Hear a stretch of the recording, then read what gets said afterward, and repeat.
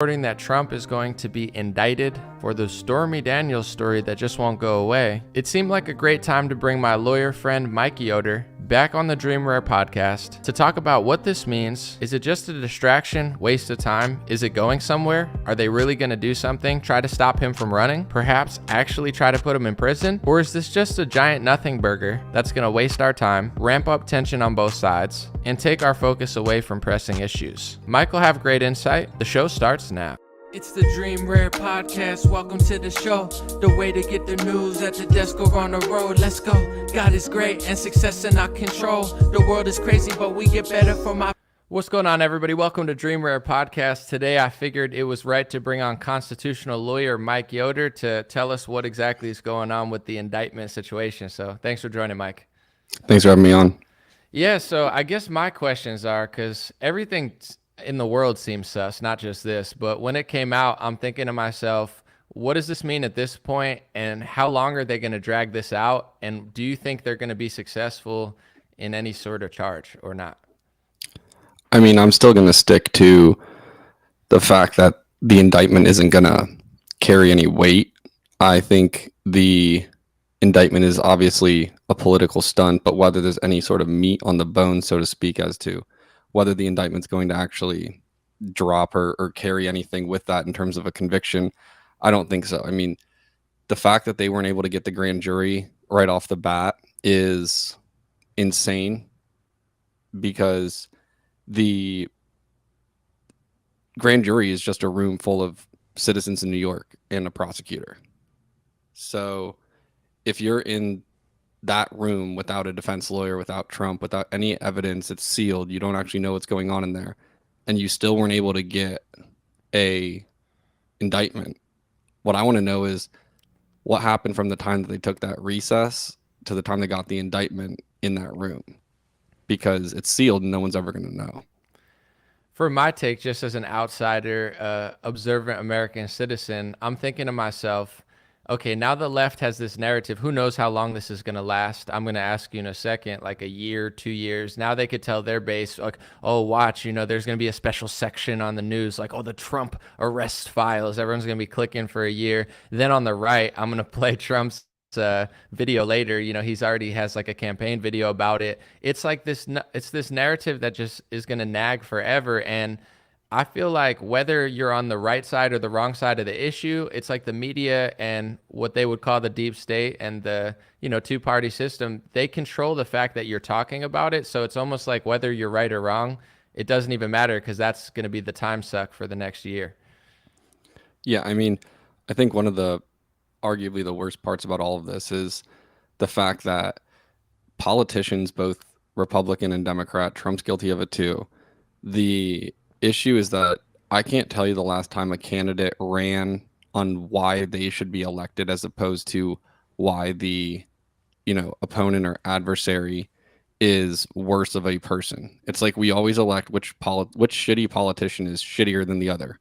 Like we never actually elect or vote or campaign on who's actually qualified or who is the best for the position of whatever it is that they're running for. It's always just like mudslinging. And then whenever there's some sort of adversity that happens, they just campaign based on grandstanding. It's, oh, look at how badass I am, I'm in charge. And they, people throw money when it's controversial, but people don't throw money when it's someone that's actually pushing forth good policies.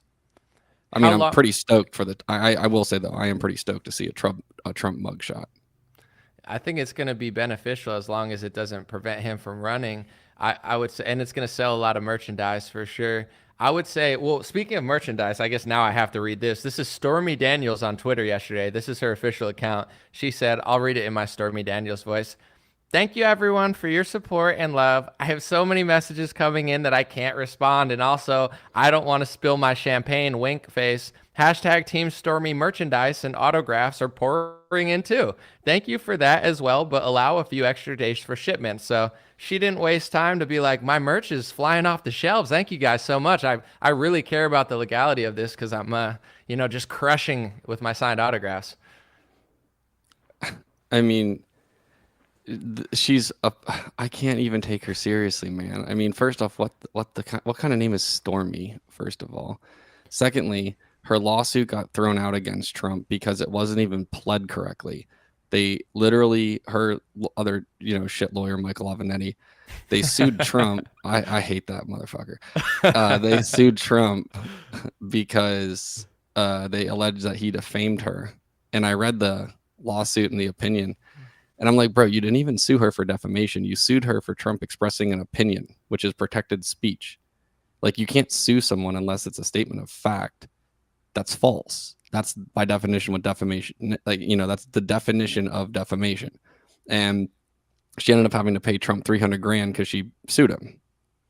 And the biggest thing that I just don't understand is why everyone's talking, like, she's acting like she did something. She didn't do anything. Like, the whole indictment is surrounding the money that Trump paid Cohen on a retainer. It doesn't have anything to do with Stormy Daniels per se. Sure, Cohen was involved in like the alleged hush money payment, but that's not what he's indicted for. Like, it just doesn't make any sense. When it comes to Avenatti, I know Tucker was calling him like the creepy porn lawyer. What happened to him? Like, I know he's in jail, but what exactly did he do wrong? Do you remember? Oh, I thoroughly remember. I wrote an article on him of the top 10 things to know about Michael Avenatti because I'm actually looking it up right now because I cannot stand him. He and I got into a pissing contest back on Twitter in like end of 2019 because I think I made like some short joke and he just like flew off the handle. He was just so pissed. And so I wrote an article about him exposing everything that, that there is to know about him. And so right now he's in jail. He's serving a 14-year sentence. And there was a 573-page application by the California bar to disbar him. But he's done everything from stealing a paraplegic's $4 million settlement. He embezzled $2 million from Hassan Whiteside, the Heat player, back in what year was that? I think it was about like 2014 or 2017. He stole money from a client, then bought a private jet, falsified income tax returns. He's got over $2 million owed to his ex-wife and child support. He loses his law firm. I mean, dude, the guy is like he's literally at least $15 million in debt. And that's a conservative estimate from the U.S. Attorney's Office. And he's in prison. Well, I want to be fair, even though I'm not like a huge Stormy Daniels fan. I want to be fair, and like I looked up her IMDb page. This is a true story, by the way. It's not just a joke. And she's moved on to bigger and better things, such as her new movie called For the Love of Dilfs. It's out in 2023 apparently. I'm not sure if anyone's seen it, but she's trying to get out of the porn life and get into the movie life. She's a movie star. So she's trying. I mean, to each their own. I'm just at a loss for words. I can't even like comment on her because it's so egregiously stupid that my mind just blanks on any sort of commentary. All right, let's put it this way with with whatever this indictment is. How long is this going to last? Like, because for me, I can't say on the legal side, but from a WWE like politics circus side, I'm like, are they going to drag this out for another year, 2 years? Like, how long is it going to last? As long as they, want it to last. It depends on it depends on if it's capitalizing or not. I think it's one of those things where it's hard to predict because, what they do is, I mean, look at COVID. They launch something and then they just run it into the ground until the wheels come off. They don't really have like an end date. They squeeze every bit of life out of it that they possibly can. Both parties. I mean, DeSantis, I tweeted on March 19th. I was like, DeSantis should come out and say that he's not going to allow Trump to be extradited without at least conducting an investigation into the veracity of the claims, because as a Florida citizen, DeSantis as governor has the authority to, ensure that his citizens are protected. They're not being exposed to abuses of the law. Now, I'm not saying he would actually follow through and prevent prevent him from being extradited, but he should at least investigate it because there's a pretty good amount of information that this is bullshit. I mean, it's a good faith basis that this is absolute bullshit. So DeSantis can look into it. He didn't say that until after the indictment fell. And I'm like, oh, of course, now you want to grandstand on it. And he also filed yesterday to run for president. My question is, because I've seen a lot of complaints. I mean, someone was calling I wrote an article about this because DeSantis said he wouldn't. DeSantis said he wouldn't extradite him. There were some left-wing Jewish people calling him anti-Semitic because anytime someone says George Soros, they just yell anti-Semitic. Some people were like, "Good for DeSantis, thanks for finally saying it." Some were saying, DeSantis waited too long, and others were saying that he didn't mention Trump by name. My personal thoughts was, I don't mind so much personally patience because everybody says everything, right? All the time. Like everybody has an opinion. It's like, say this now. And it's like, he could for sure, but actions speak louder than words. So I'm not like, oh, you need to say this second. Like if you wait until it happens to say it, I'm not tripping, but I know a lot of people were. Like, what do you think? I mean, I'm just so sick of the amount of attention people get based off like words and anti-Semitism and this is racist. And the best way to stop all of the anti-Semitism and racism and ageism and whatever every other ism there is to just simply stop talking about it. I mean, whatever happened to sticks and stones can break my bones. It's to the point now where it's everyone is so offended by everything. It's like, whatever happened to you being in the minority? Like if you're offended, that's a you problem. It's not mine. Like as long as, I think that the distinction needs to be between whether you're speaking the truth and or whether you're speaking with the intent to, vilify or, attack someone with your words. If you're not going after them or attacking them or being, condescending or just frankly, just don't be a dick. I don't care if the truth offends you. I've cured my bigotry. I sit in the corner and I don't say anything because everything is wrong. So I just think about Whoopi Goldberg and just meditate, and that's how I cured my bigotry. So if you want to, not be any of those things, it's just silence is golden sometimes. Everything is hateful.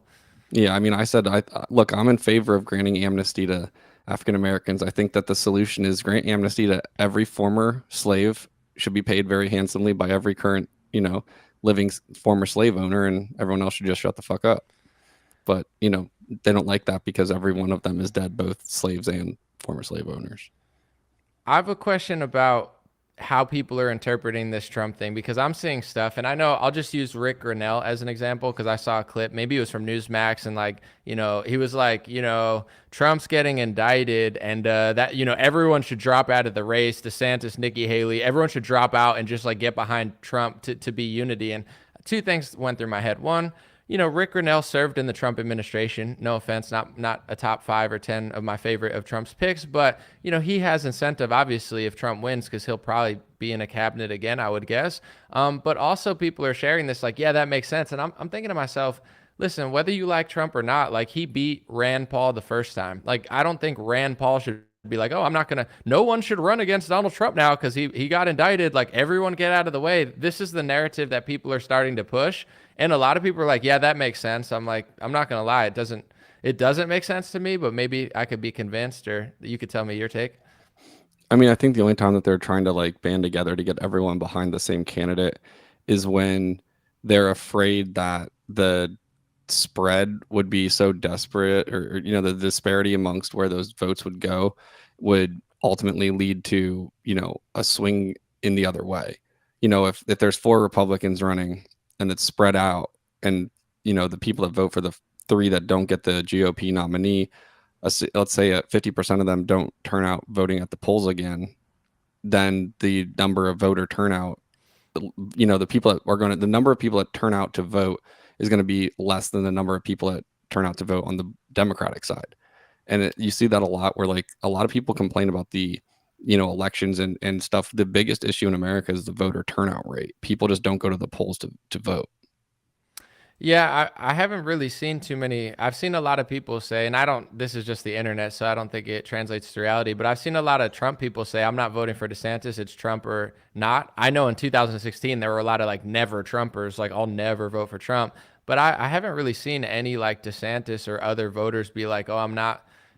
Are there even Nikki Haley voters? I'm not even sure if they exist anywhere, but it's like, I haven't really seen that energy of like, I'm only voting for this person or not.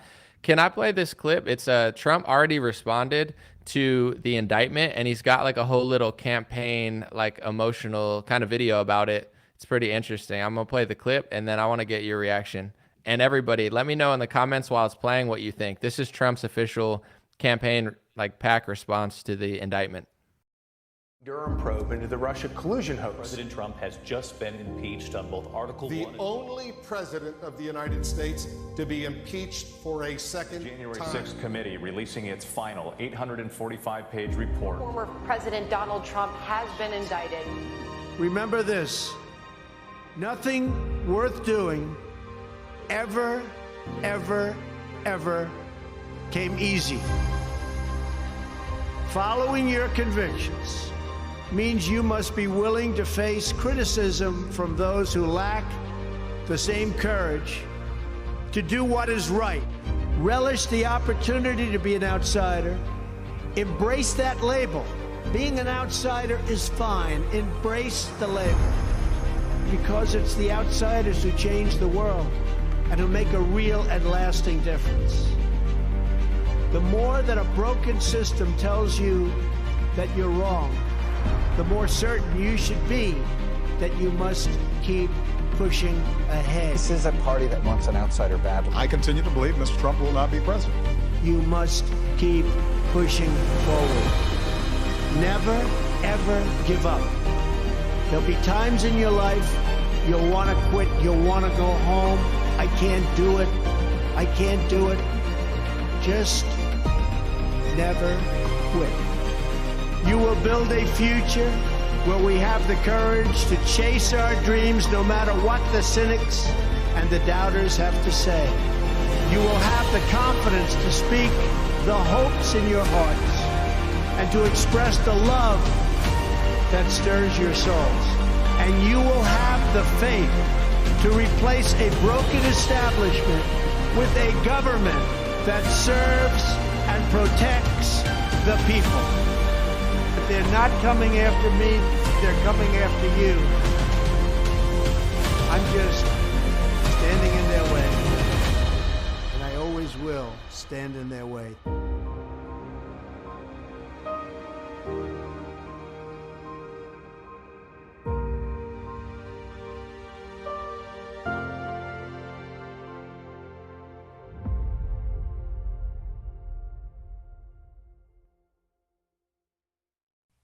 So Benny Johnson said he got chills from that. How do you feel? I mean, I think the message resonates, especially for me, just because it is, about being an outsider, because the inside is so corrupt that nothing good can come of it. People that are entangled with either party, whether the GOP or the Democratic Party, they're both two wings of the same bird. So,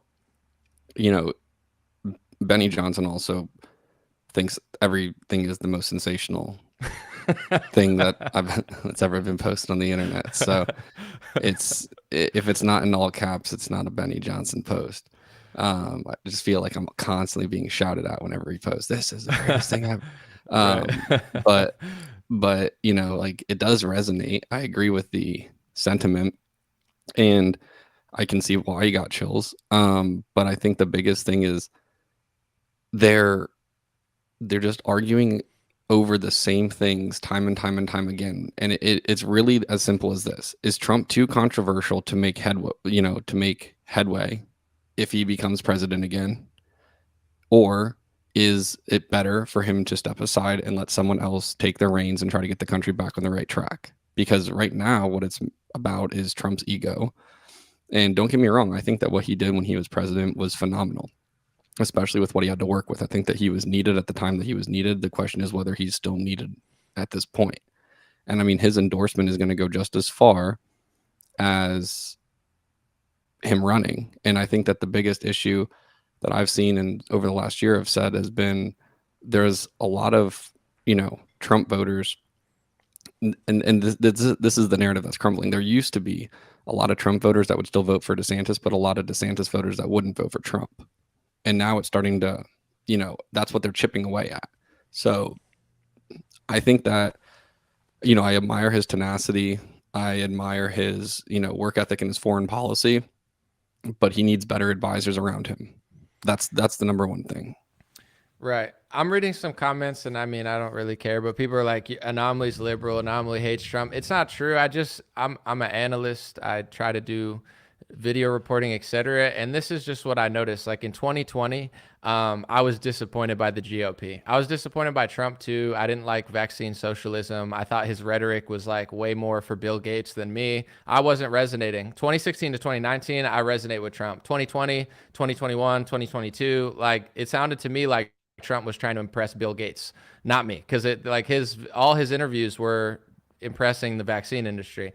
So I kind of was like, whatever. And then DeSantis comes around. He's doing slightly better rhetoric. And then Trump kind of comes at him in a way of like, I'm going to go with personal attacks against him to get him out of my way. And this is my view, just as seeing it as political theater in some senses, that, you know, I see the pros and cons of Trump and DeSantis, but Trump's shtick against DeSantis wasn't really working that well until the indictment came. And then all of a sudden, all these influencers and all these people were like, oh my gosh, now we have to vote for Trump. Now you can't even run against him. Now you're not even allowed to compete with him. And it's like, how scared are these people around DeSantis? Because nobody's telling Rand Paul he shouldn't run, or Nikki Haley. Now they're trying to. It's like, if you think you could beat him, 10, how many people ran against Trump the first time? 10 people. He wiped them all off the floor. Now all of a sudden it's like, you can't think against him. You can't vote against him. And this is my personal, not that I fully trust DeSantis in any way, but, you know, is Trump really that guy, or does he just have good, like, that was a great ad. I'm not going to lie. It's like a great movie. But is he really that person, or is he just with that rhetoric? And like you said, the advisors and his cabinet are everything, where it's like, did he learn the lesson to pick better people, or does he just have good script writers? That's me as a voter, my thoughts. Yeah, I mean, I think both. I think that he just has a phenomenal media team. I mean, there's no question about it. But, you know, and during the video, I also pulled up the indictment because I wanted to see the literal charge that he was hit with and what the scheme was about. And I will bet you, how many people listening to this even know who Alan Weisselberg is? Have you heard that name? No. Well, that's what the entire indictment's about. It's not even about Stormy Daniels. It's about high-level execs through the Trump organization allegedly having a quote-unquote scheme to defraud the state of New York and the federal government over taxes. And if you look at the language of the actual statute, it says that in order to convict, they have to be able to show that he engaged in a scheme that constituted a systematic, ongoing course of conduct with the intent to defraud. I mean, good luck. I mean, intent is one of the hardest things to prove as a lawyer. So getting inside someone's mind. So it's essentially saying he had to know what he was doing. He had to integrally participate in it, continue doing it to the point where it became systemic or systematic, and he did that with the intent to defraud the state of New York and the federal government. I mean, and it had to be for more than 10 persons. And I'm like, well, you're saying he only defrauded the state of New York and the federal government, so who are the other 8? There's nothing here. And the statute of limitations on most felonies is only 5 years, so they're going back to 2010. I'd get every allegation tossed from in the indictment from 2010 all the way up through to 2018. Yeah, no, the indictment's not sealed. Someone asked, by the way, if the indictment's sealed. No, you can find it. My thoughts are this. Maybe this is too conspiratorial for some and people get bothered, because I'm not saying that the left isn't crazy. I mean, look at every liberal city. It clearly is. I'm not saying that they're not out to get Trump and Republicans. They clearly are. I'm not trying to say it's not happening in any way. But my thought is this, and I've said this a few times, but for 3 years, they got the Russia collusion narrative. The left wing said it happened. The right wing said it didn't. And then at the end of it, nothing happened. But what happened of those 3 years? What did Trump do with the House and the Senate? Well, you know, with Paul Ryan and Mitch McConnell, whatever. Nothing. You know what I'm saying? So it's like we had all the levers of power and did virtually nothing. Then the last 2 years, one of them included the lockdown, Operation Warp Speed. It was a failed Republican year, but I guess we could just pretend like it's not. People say I don't criticize Biden enough. It's just I expect nothing from Biden. He's a loser. Next time we get back into power, I want to actually do something, not just point to the left. And people here who think I don't criticize Biden enough, they don't realize that this is what Democrats and Republicans have been doing for 30 years. It's them. If we're on the Republican side, we should be challenging our side more, because they pass it over like a baton. But my point is this, is okay, now you have this indictment.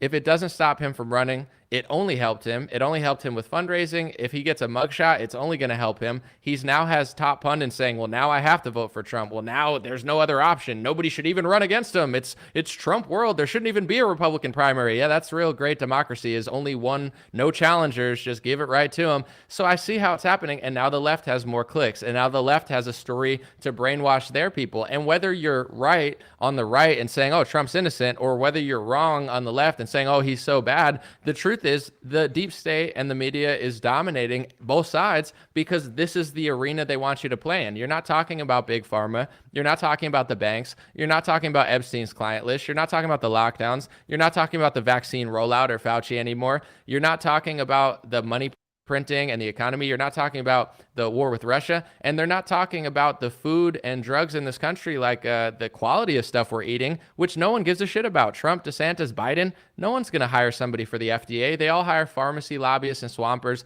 Maybe DeSantis will hire someone better, but probably not. So it's like, people get mad at me and they're like, you're so anti-Trump, or you like Trump too much. To me, I'm like, it feels like I'm in a kindergarten room with a bunch of children where it's like nothing of value is ever getting addressed because both parties just run you in circles around a narrative that whether you're right or wrong in 2 years, it's not even going to matter. It's going to be like a time suck, an energy suck, and a media suck for 2 years.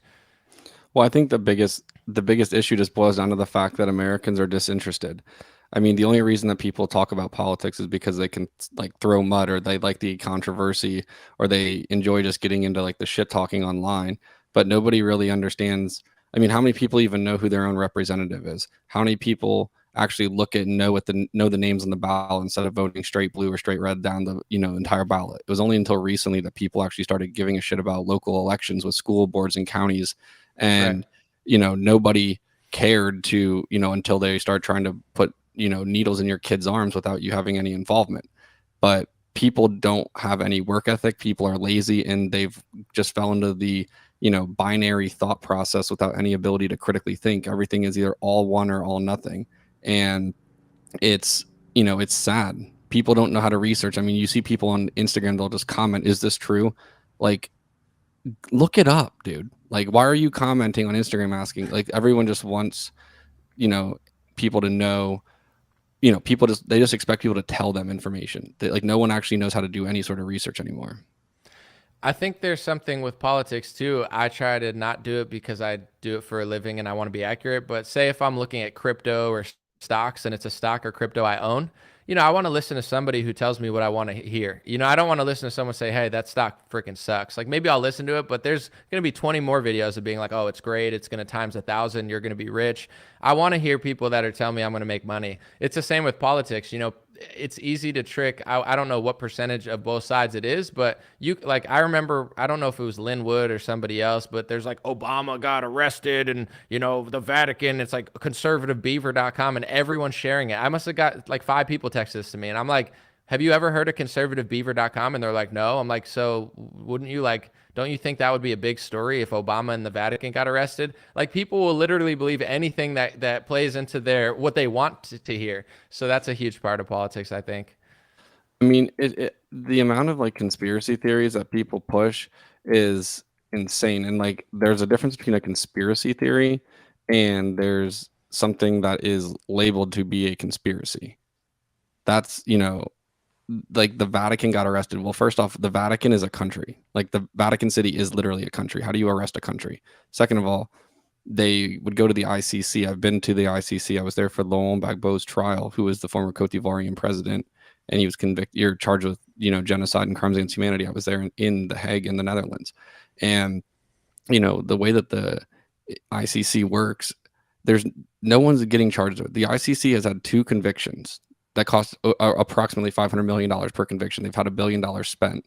I mean, there's been guilty pleas, but the ICC is effectively useless. These trials go on for years. I mean, literally the trial goes on for years.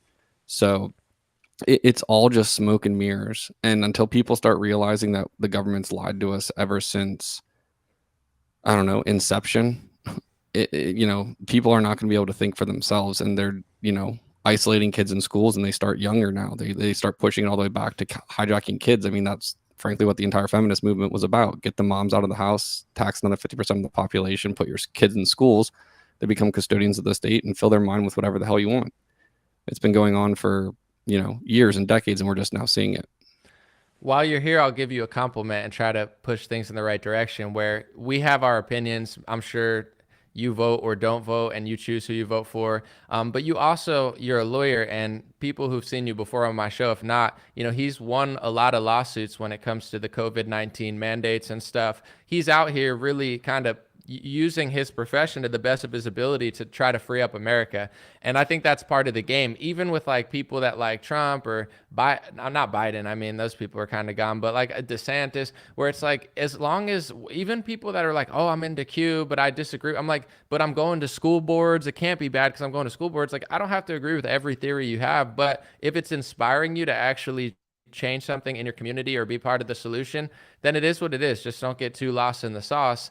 I think that's what America really needs, where even in the last couple of months, I felt disassociated with the political movement, and people are crying saying, you're this, you're that. I don't really care, but it's really not that. I just kind of see it as a WWE circus where I'm sure that I have a few things right when it comes to food quality, and I know that nobody cares. And I know when it comes to these agencies, you look at, I'll use the Secretary of Transportation, for example, and nobody was saying this. Like, Pete Buttigieg is incompetent, obviously, right? He shouldn't be there. He doesn't know what he's doing. But who did Donald Trump put there? He put Mitch McConnell's wife. So if you're fighting over that, but you didn't complain about Mitch McConnell's wife, who I'm sure did nothing good, it's just like a big game. I'm not trying to be like above it or anything. It's just a clown show. It's a WWE show. So I'm trying to execute in my personal life and kind of be a part of the solution. And anybody that's you don't, it's like, whatever, then get on your knees and pray for Donald Trump and post prayer memes and donate to him and watch his campaign videos and tell everybody that no one should run against him. I mean, Rick Grinnell said that VVAC guy should drop out. DeSantis should drop out. Nikki Haley should drop. Everybody drop out because there's a conviction that really is probably only going to help Trump in the polls. I'm not saying it's not real. I'm not saying they're not going for him, but are we that manipulated that it's like one thing happens and no one can run against the guy? This is the part where people are losing me, because it's starting to seem like a fan club more than it is like a group of adults trying to really strategically fix the country. I mean, I think people have just become so desensitized to the fact that politics affects everyone, and we're starting to see politics as more of a game than we're seeing it as, determinative of the life quality and, abilities and opportunities that's afforded to us in this country.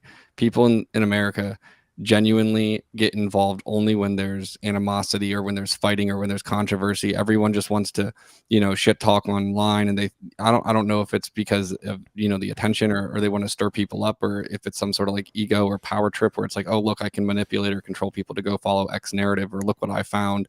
And it's just insane to me. I mean, my whole goal as a lawyer, the only thing that I've ever cared about doing was trying to help people. I mean, the first cases that I filed were for, people that were paralyzed, people that lost their jobs for no reason other than being a minority or being an immigrant or something. And I still stand by that. I still practice almost exclusively civil rights. I'm the one standing up for religious people, disabled people, people of, various national origins, race, gender. And all I want is to have the government as controlled and restrained as possible and intermeddling with our lives. Now, of course, we do need to have a certain degree of government. We do need a certain minute degree of taxation in order to operate like a country. But the way that they run this country, the way that they tax us, the policies, the way our politicians effectively use our lives as, pawns on a table is disgusting. And nobody cares to actually try to put their foot down and stop it, because everyone is so focused on themselves, or they're afraid of losing friends, or they don't want to speak out, or what about this, or nobody wants to take a stand until it's too late. And then finally, when they pick up a sword, it's, you already have a red dot on your forehead. Right. I want to give a shout out real quick. I'm wearing all black because I was just at a funeral for Tony Roman's mother, the guy who runs Basilico. She passed away, and he made that restaurant for her. It's a famous restaurant in Huntington Beach that's famous for not closing down. Tony never closed down for a day.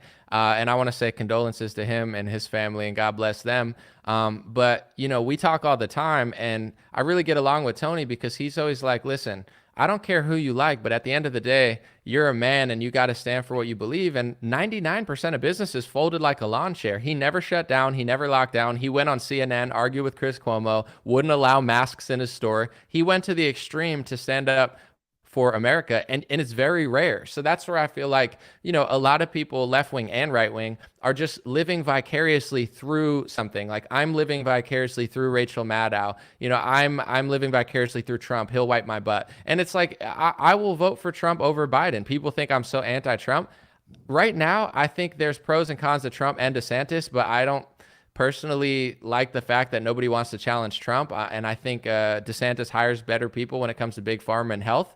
But if it's Trump versus Biden, I understand what's on the line. And I understand that Trump will probably negotiate better foreign policy deals. He'll probably keep our currency afloat better. I get it. I'm not here to hate on the guy. I'm just here to try to challenge him because I don't like the fact that he's trying to Stormy Daniels DeSantis out of the way. I don't like that she did that to you. Why are you trying to do that to him instead of lead by, policy, or at least like it's like a mudslinging type of behavior? But also at the same time, I guess it reminds me of like the Ghost of Kiev or Snake Island. I'm not saying it's the same, but everyone was like, oh my gosh, like the Snake Island story. I'm like, with this whole, the indictment, I'm not saying it's not real, but I see how it manipulates both sides, and it's beneficial to both sides. And now all of a sudden, 2 weeks ago, I'm allowed to have an opinion, but now I have to just get on my knees for Trump because of that. Like, if that's so easy to manipulate me, then that means we're not sovereign, and that means that they'll keep doing stuff like that. The same way they exploit every tragedy and start wars and try to take guns, etc. Yeah, I mean, people need to realize it's not left versus right, straight versus gay, black versus, white versus Latino. It's none of these bullshit variables. It's Americans versus the government, and it needs to be, instead of us versus them, it needs to be we against the government. And we are never going to end the divide when we're constantly fighting amongst each other, amongst ourselves. Now the whole thing is they've thrown the gas on the trans community, so now the trans community is all up in arms. And it's the hypocrisy in the application and rhetoric as to when it applies and when it doesn't. It's the most egregious thing that's ever happened since Pearl Harbor, when people go into the U.S. Capitol, but yesterday when they're literally throwing punches and just destroying the Tennessee Capitol. That's fine.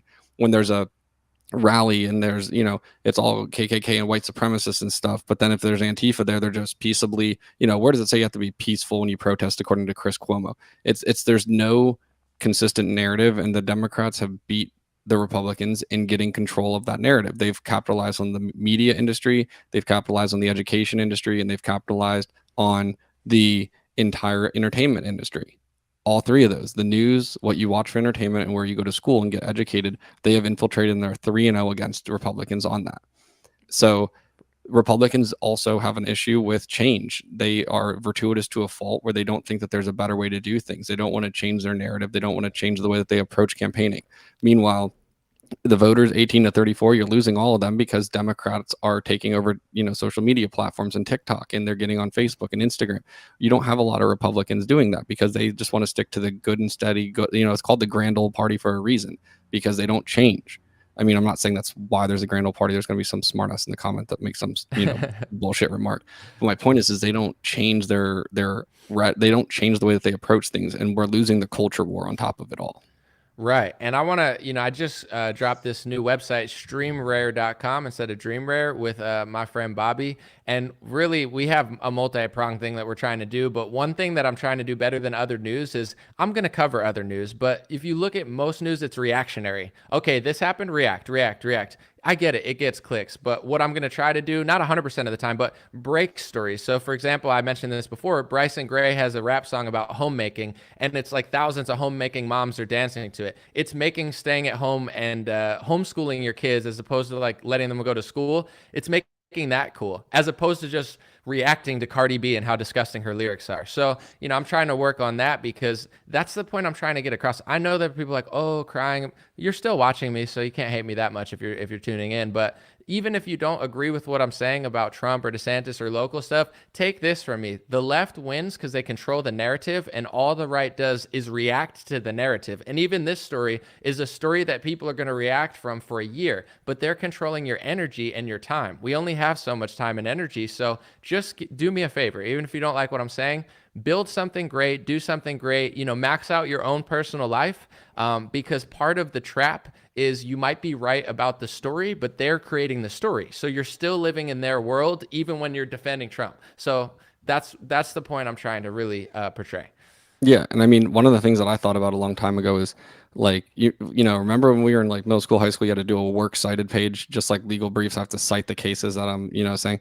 Why isn't there some sort of cited news source? Like cover the, like, you want to talk about the Trump indictment? Okay, we'll pull the statute up on the screen, read verbatim what the elements of the crime are that he's being charged with, go through the indictment line by line, explaining to people what the allegations say. And all of a sudden you're like, wait, this has nothing to do with Stormy Daniels. It has nothing to do with hush money. It has nothing to do with the former porn star.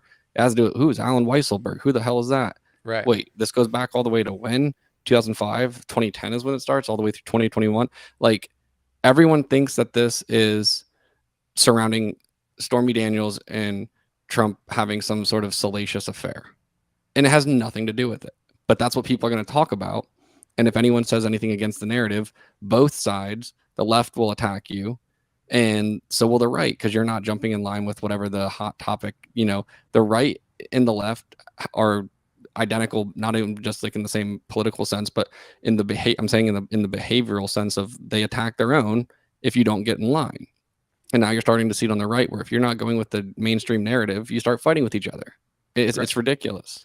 Well, that's why we bring on constitutional lawyer Mike Yoder to lay down the facts, because we understand that a lot of the media is just doing bare minimum, because just quick publish it, post it, get it out there. And then, accuracy and being very, I would say, thorough is not always as valuable financially. So that's why we bring you on. And with the narrative thing and people attacking others, I've already said, like, I don't care if people disagree with me, because at the end of the day, I'm not even saying who I'm voting for. I haven't endorsed Trump. I'm not endorsing DeSantis. I'm not endorsing Ye or Rand Paul. I'm analyzing, and it's up to them to win me over. I'm trying to use my vote and my audience and not just hand it over to everybody and get on my knees. I want DeSantis to impress me. To be honest, his stock in my world has lowered because he kind of flip-flopped on foreign policy.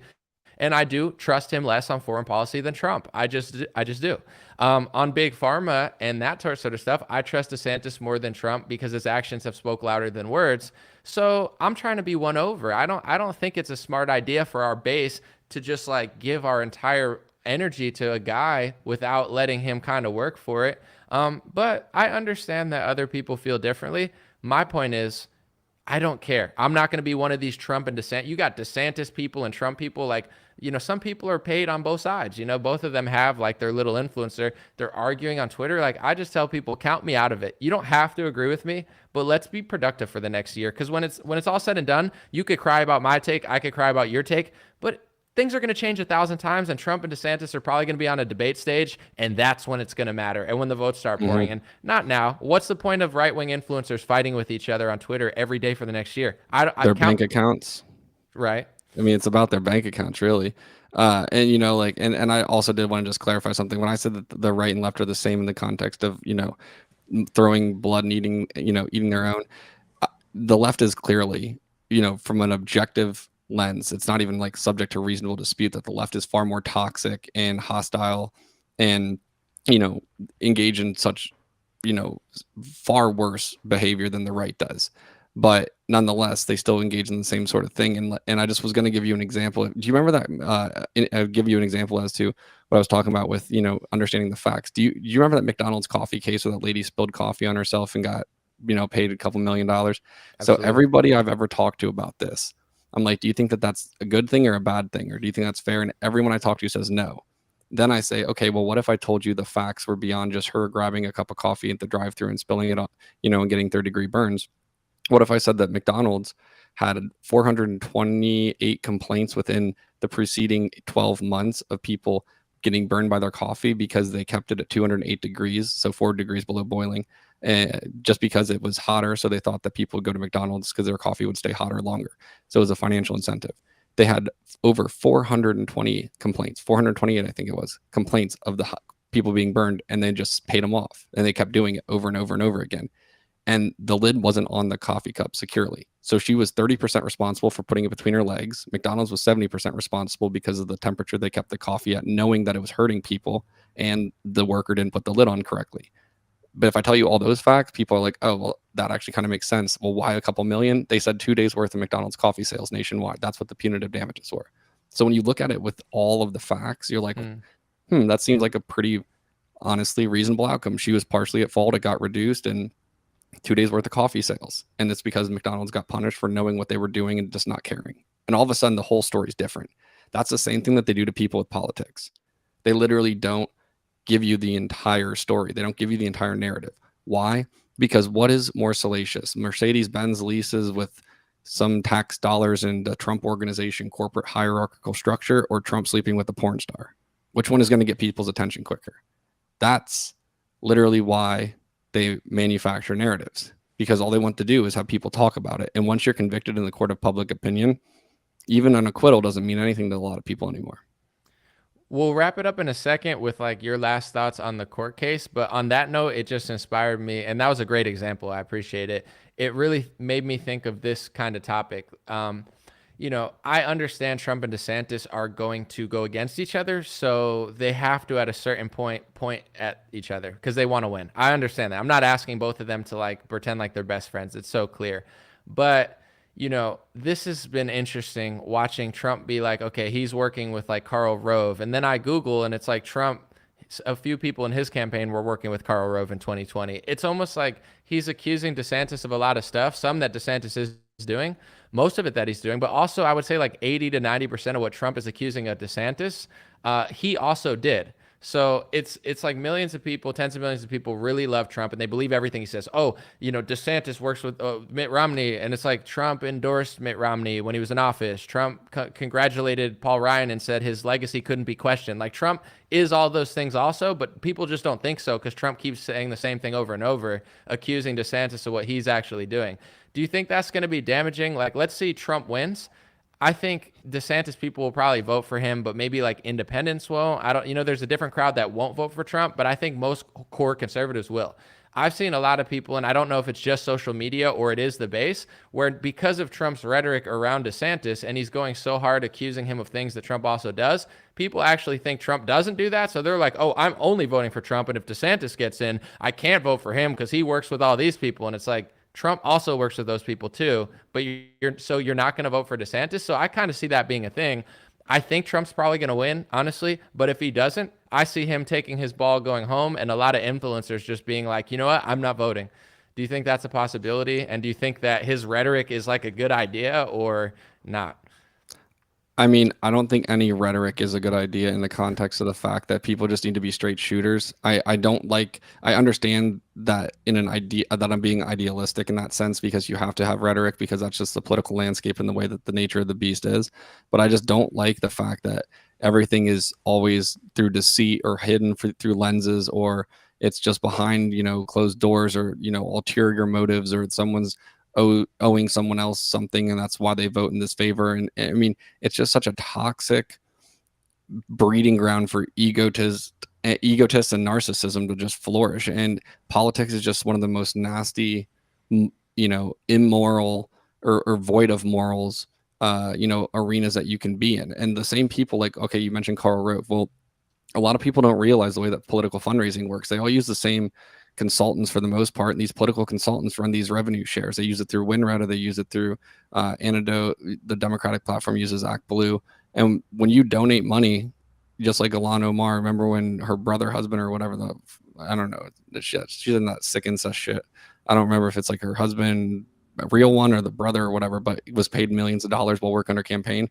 Well, when you donate $100 to a campaign after they have a viral video go, that $100 doesn't go to the candidate. $8 or whatever it is, whatever the percentages, goes to the platform, and then the consultant can get upwards of 50-60% of it depending on the agreement. Most consultants probably run around 30-40. So if you're giving $100 to a candidate, $8 is going to the platform, 30 or 40 is going into the consultant's pocket, and that candidate's going to walk away with, give or take, if it's fair, 30 or 40%, you're going to be getting maybe half the donation, and it goes straight into the pockets of the consultants. If you look at the tax returns, these consultants are pouring in massive amounts of money, millions and millions and millions of dollars, and it's your money that you're donating to what you think is going to a political candidate, and it's not. But people don't even know that stuff.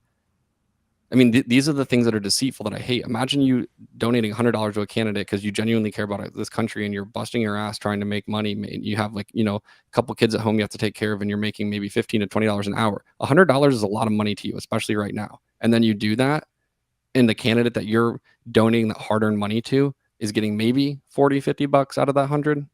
Yeah, that would piss you off. It's legal, but you don't know that. Well, why? Because the politicians that are benefiting from these, fundraising efforts they need the consultants. The consultants are the ones that have the data. Data is more valuable than gold. They're the ones that have the whitelisted email list. The reason that they don't change a law or make that a disclaimer is because they need the money from you, because they're still getting that 50%. So they'd rather you lose and they win, and they only keep the enemy of my enemy is my friend, so to speak. That's the way that it works. And it's going to continue to roll like this forever unless we get ethical people in office. I was like, Trump can make me AG. I'll throw so many indictments on day one. Bro, obviously I would vote for Trump if he said you were AG. That's the type of game-changing cabinet that would work. What you said is nuts, because I knew there's games to be played, but the fact that consultants are taking that much is shocking, but not that crazy. I mean, I hope he does, or I hope someone does. I'll say this too, where do you stand before we wrap up? And I want to ask the last question about the actual case, but where do you stand on how much of an outsider do you think Trump is? Because I've given my opinion so much. A lot of people agree. Some people get mad. But when it comes to Karl Rove, it's everyone's like, oh my gosh, I can't vote for DeSantis because he's working with Karl Rove. It's like a Google search and you'll find out. There's an article, a Business Insider, that says Parscale, who was Trump's campaign advisor, and Kushner were also working with Karl Rove. And like you said, I would guess a lot of people work with Karl Rove because he's probably one of the biggest guys in Washington for that sort of stuff. Do you think he's an outsider? And when he says this sort of stuff, is he really outside the system, or is he just good at pretending like he doesn't work with those same people too? Because I'm not sure. I can't think of anyone that's more central to the political system than Trump. I think that he was an outsider. I think that when he came down those escalators, he was an outsider. He's not anymore. He's a former president of the United States. How the hell are you going to call yourself an outsider when you've already been in the White House for 4 years? He's the most controversial president we've ever had. He makes Nixon look like a saint in the sense of the amount of controversy surrounding him.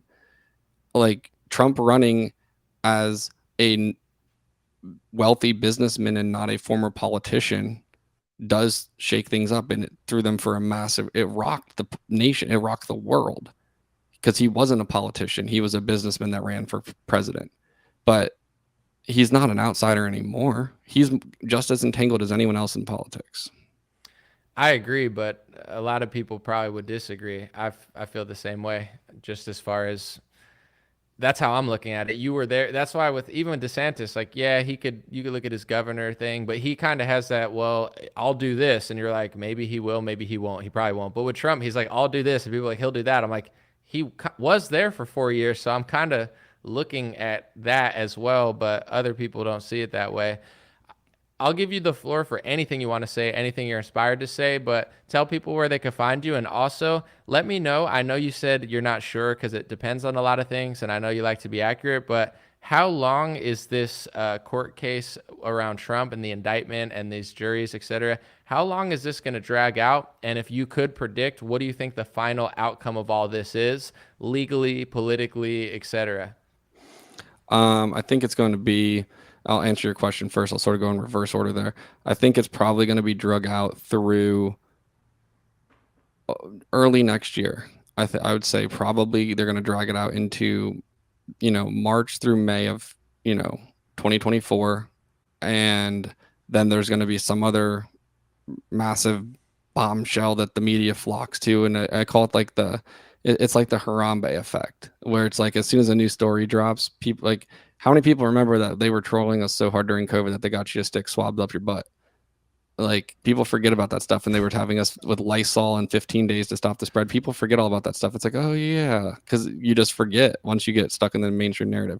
So that's the way it's going to go away. I think it'll be a quiet, acquittal, but it's going to be irrelevant at that time. They won't, announce it until after something has been solidified. if it's, unfavorable, if Trump wins or something, they're just gonna be like, yeah, by the way, he's acquitted, whatever. But if it's, he loses, they're gonna be, and he's, convicted, blah, blah, it's insane. But, I think one of the biggest things that people, can take away from this is that you and I don't agree on everything, but I don't think that there's ever once been a time that we've ever like fought or even got like heated discussing stuff, because it's literally a discussion. It's like a debate, and you can point blank disagree with me, and I'm like, okay, I want to hear what you have to say. That's how you become intelligent, is not just by being in an echo chamber. It's by knowing what the other positions are and what other thoughts people have. So people need to learn that you can have civil discourse and not always agree. They're not mutually exclusive. But, big things I'm doing right now are just going after big pharma. I have another suit dropping. I went after NSA, and then I'm really getting into the rolling my sleeves up with these vaccine injury cases. So if anyone is looking for, questions or answers to anything that you're facing, you can find me on my website, yoderesq.com. That's YODERESQ.com. And then social media, Instagram, Twitter, it's Yoder_ESQ. And do you think when it's all said and done, no matter how long it takes, you think he's going to get off and there's going to be no charge? Yeah. No, I think there's going to be a charge. I don't think they're going to get a conviction. Do you think it's going to affect him in any way of running or no? Yeah, I think they're going to try to use it with court dates to, burden his campaign schedule. And then I would say with the left is like, is this going to be the thing they cling on to for like 15 years and just like freak out about it and try to like get their base to be like emotional and insane, to be like, because now they'll be like, oh my God, he's a criminal. Oh my God, there's a criminal in the White House. Like I already see that, like Rachel Maddow being, oh my God, Russia, it's a Russian criminal, and then people are going to be like, I'm taking the pharmacy pills and I'm like, calm down, lady. You're freaking everybody out. Like, do you see that being a thing for the next decade? I mean, possibly. I don't really put a lot of weight into where this is going to go. I will say, though, that, if Trump makes me AG, they just set some good precedent for the first thing I would do is turn around and indict Clinton, Bush, and Obama. Well, because they already indicted one president. So why don't we actually go after all the criminals that exist, and for things far more egregious than an alleged tax code violation? I'm going to say this because I know there are people that honestly, Don Jr. follows me on Twitter. I'm shocked. I feel like he wouldn't like me, but I've never had a problem with Don Jr. I just talk a lot. So thank you, Don. But if you let Mike be the AG, you won my vote. If you can prove to me your cabinet's better than DeSantis's cabinet, you got my vote. My vote is up for grabs. So, make Mike AG, and for the love of God and America, please pick a good cabinet. Because I think the next 4 years depends on it. It's really who you hire. And if you hire people like Mike, we'll be in a good position. Thanks for joining. That's the only way I'm ever going back to DC, because I hate that place. But I would do it if I was AG. That would be legendary. We'll talk soon, Mike. And thank you, everybody, for coming. Dream Rare Podcast. Check him out. Mike Yoder. Thanks for joining. All right. Hey, what's going on, my friends? Just a few ways to stay in touch and support if you'd like to. The first way is dreamrare.com. We have blue beanies, black beanies, pink hats, other colored hats, freedom versus tyranny shirts, stay blessed long sleeve, God is great long sleeve, and lots of more cool items coming soon. Dreamrare.com. Check out the shop to support. Everything's made in the United States. Handpicked by me. Patreon.com/raretalk. For $5 a month, you can help support me, support the show. If you haven't noticed, unlike other channels, I don't work with very many sponsors, sometimes none at all. And part of the way I'm able to do that is with the dreamrare.com shop and patreon.com/raretalk. So thank you guys for keeping this show free, unimpeded, uninterrupted. I'm forever grateful. My free email list is stayintouchwithme.com. So check the links below in the description, or just type in on any browser, stayintouchwithme.com, all one word. You'll find my email list, put it in there, and it's the least annoying email list you'll ever be on. I barely use it because I don't like getting emailed every day or every week. It's annoying, so I don't do it. Stayintouchwithme.com. It helps me take back some power away from big tech. Telegram, t.me/dreamrarechat or @dreamrarechat. Due to censorship, I post all my live stream and videos there. Sometimes I have some bonus content, and I try to give people a heads up when Facebook or YouTube won't. Dream Rare Chat at Telegram. My Instagram is at Dream Rare. Thanks for everybody following there for shorter content. And DreamRareLinks.com, that's DreamRareLinks.com, has all my stuff. My podcast on Spotify, Apple Podcasts, my music on Spotify and Apple, my Rumble page, my BitChute and Gab page. All my links are found at DreamRareLinks.com. Thanks for watching, folks. God bless you. You already know I'll be back with more content.